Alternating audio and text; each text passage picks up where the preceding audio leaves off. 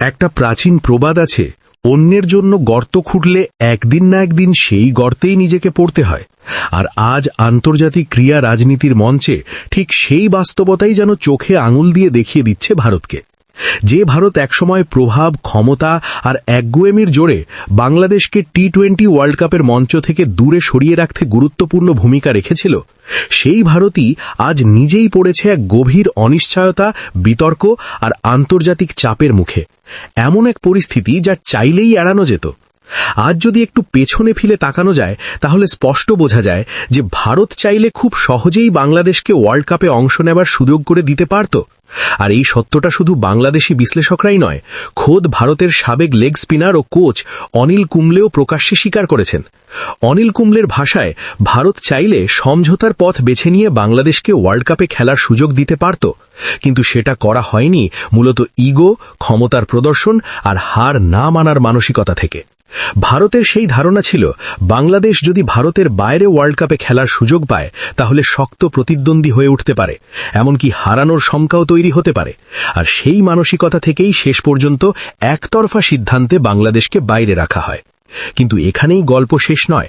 ভারতের আরেক cricket superstar Suresh রায়নাও পরবর্তীতে স্বীকার করতে বাধ্য হন যে বাংলাদেশ ওয়ার্ল্ড কাপে না থাকায় টুর্নামেন্টের সৌন্দর্যই অনেকটা ম্লান হয়ে গেছে। কারণ উপমহাদেশে স্পিন সহায়ক উইকেটে বাংলাদেশের মতো দলের একাধিক মানসম্মত স্পিনার ওয়ার্ল্ড কাপের প্রতিযোগিতার মাত্রা আরও বাড়াতে পারত, টুর্নামেন্টকে সত্যিকারের কম্পিটিটিভ করে তুলতে পারত। শুধু ভারতীয় ক্রিকেটাররাই নন, দক্ষিণ আফ্রিকার কিংবদন্তি মার্ক বাউচার পর্যন্ত প্রকাশ্যে বলেছেন যে বাংলাদেশের সঙ্গে যা হয়েছে তা চরম অন্যায়, এবং তিনি স্পষ্ট করে বুঝিয়ে দিয়েছেন, এক দেশের দাবিকে উপেক্ষা করে আরেক দেশের দাবি মানা যায় না। যদি বাংলাদেশের দাবি মানা না হয় তাহলে ভবিষ্যতে অন্য যে কোনো দেশের ক্ষেত্রেও একই নীতি প্রযোজ্য হওয়া উচিত।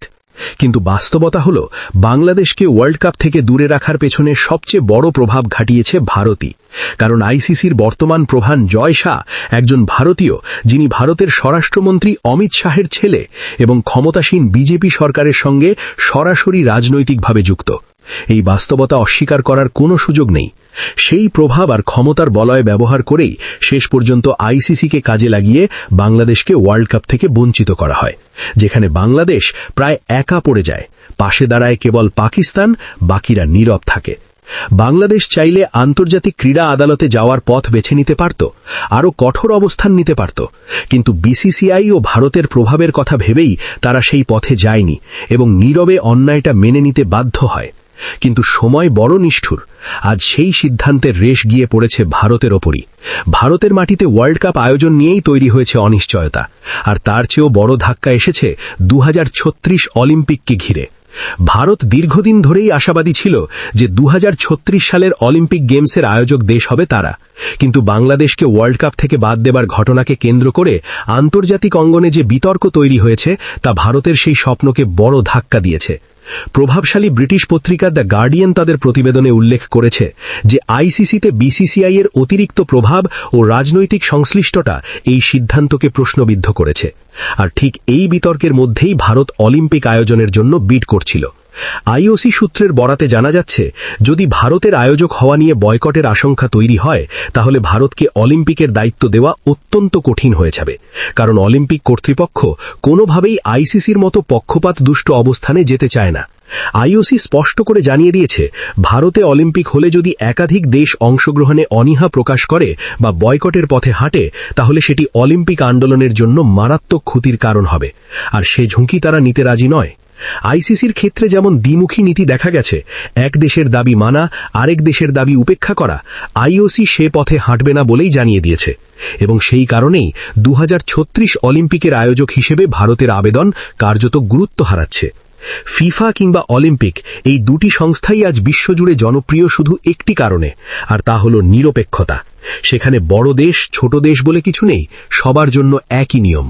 কিন্তু আইসিসি আবারও প্রমাণ করল কেন অনেকেই এটিকে ব্যঙ্গ করে ইন্ডিয়ান ক্রিকেট কাউন্সিল বলে।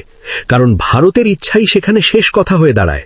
আর সেই রাজনীতির ফলেই আজ ভারত আন্তর্জাতিক অঙ্গনে বড় এক সুযোগ হারানোর মুখে। যদি 2036 অলিম্পিক ভারতে হতো, তাহলে শুধু ভারতের ক্রীড়া ইমেজই নয়, অর্থনীতি, অবকাঠামো, পর্যটন সবকিছুই নতুন উচ্চতায় পৌঁছত। বিশ্বজুড়ে লাখ লাখ মানুষ ভারতে ছুটে আসত, তৈরি হতো নতুন স্টেডিয়াম, নতুন স্পোর্টস ভেন্যু, কর্মসংস্থানের বিশাল সুযোগ।